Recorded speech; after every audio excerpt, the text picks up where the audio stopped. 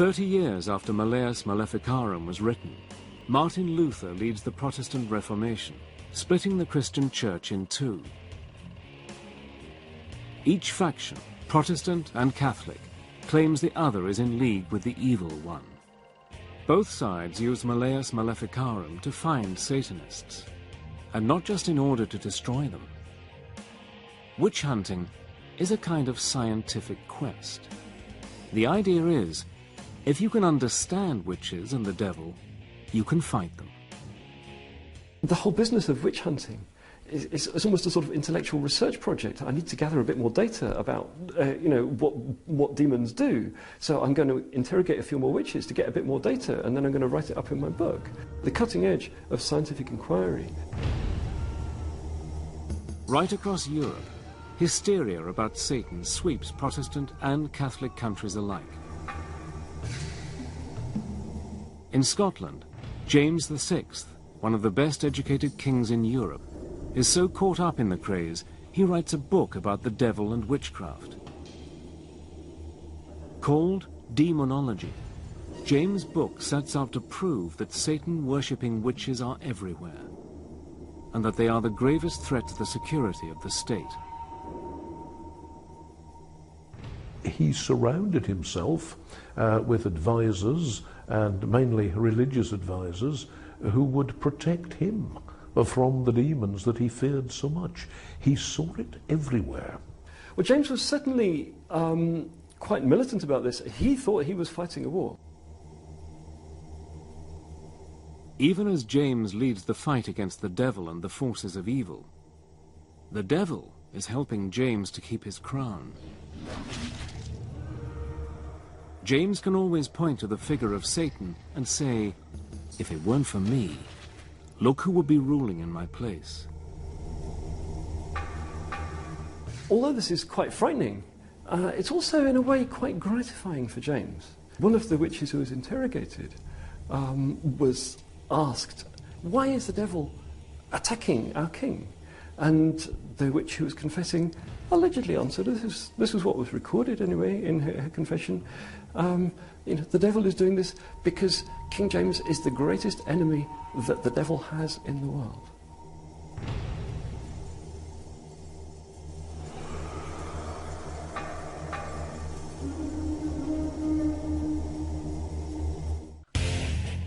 When the New World of the Americas is colonized by Europeans, the devil travels with them. The Puritan colonists who arrived from England in the late 1600s are strong believers in the power of Satan. They're convinced that everyone who isn't a Puritan is controlled by the devil, and that women are especially susceptible to Satan's powers. They had established what might be called Puritan communities, and were looking to build a great example for the rest of Christendom. If you were enjoying yourself, or if a group of you were singing or dancing or having a drink, then those who were opposed to that kind of fun were quite certain that Satan was filling the glasses for you. In 1688 in Boston, an Irish laundrywoman called Mary Glover is accused of bewitching the children of one of her customers. Proof of her pact with the devil includes several rag dolls found in her house. Mary Glover was Irish and a servant. Her first language was Gaelic, and one of the tests to prove that you weren't a witch was to speak the Lord's Prayer. The linguistic difficulties meant that she couldn't speak the Lord's Prayer without, as they saw it, blaspheming. She was hanged as a witch in 1688.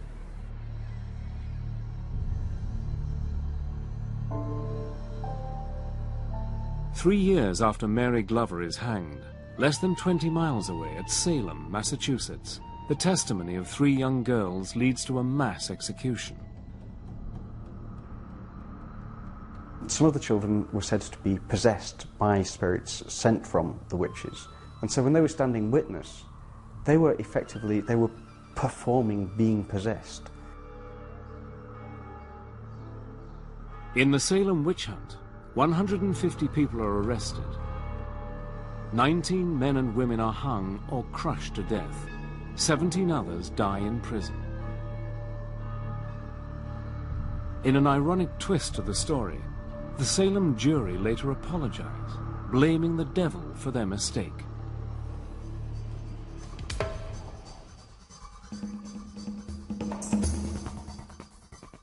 By the 1700s, the witch craze in America and Europe is almost over. A new, more scientific view of the world is gaining ground. Modernism, as the project that we get from the 18th century Enlightenment, actually banished religion, superstition, and all of that, and just said that that belongs to the Dark Ages. We're now in the modern world. We believe in facts, we believe in science, and if you want to be religious, that's a private option which you can go and practice somewhere else. Although the witch hunts have ended, and the educated classes of Europe and America even start to question whether the devil exists, in the folk tales of ordinary people, Satan lives on. But he's very different from the formidable and terrifying devil of the witch-finders. One of my own favourites is that of Dunstan, who was a very powerful blacksmith. The devil arrives and asks to have his shoes replaced. And he simply gets hold of his nose with two red-hot tongs and throws him out. And that is a very, very different devil. That's a devil that you can put in his place. By now, the devil has shed some of his ugliness and crude habits.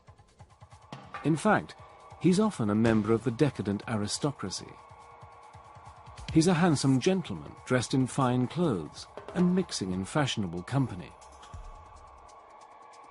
Like Hades, the Greek god of the underworld, and the Satan of the ancient Gnostic heresies, this Satan controls the material world of wealth, power, and sex.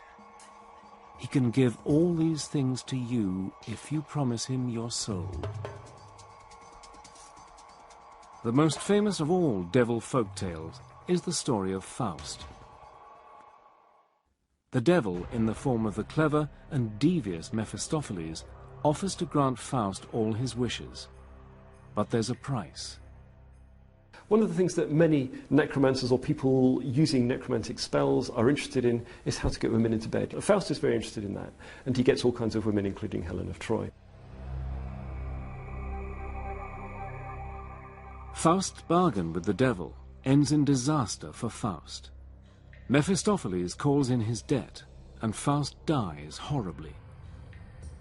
The devil takes him away to spend eternity in hell.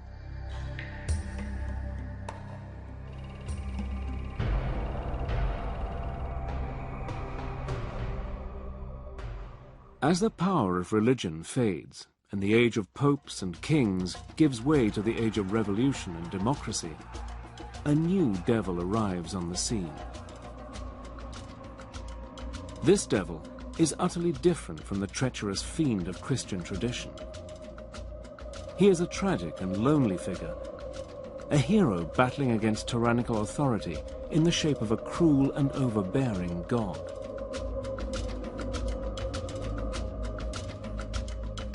Satan is now a brave and handsome rebel. And so you get the kind of romantic view of Satan as not really a villain or an evil person at all, but the opposite of that. Satan is a good guy who's challenging the boss. In the age of Romanticism, we find the poets, particularly like Byron, creating a Byronic hero who is somehow dark and sinister and has a past. And so, far from being something to shun and something to fear, the devil is admired.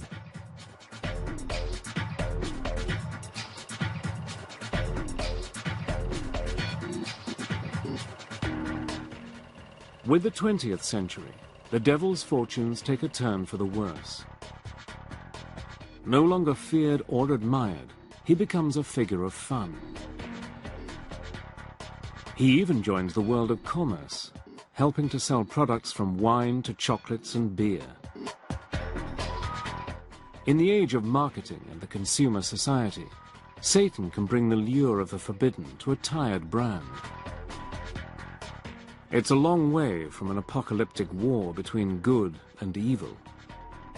It has been a hallmark of the 20th century for the devil to be treated as a figure of fun. We find the devil is neither better nor worse than the people he's dealing with, and he's just a man among men. Satan seems to have been cut down to size. The Prince of Darkness has become a mischievous imp. But in a surprising twist, a different Satan, the glamorous rebel so admired by the revolutionaries of the 19th century, makes a startling comeback in the 1960s.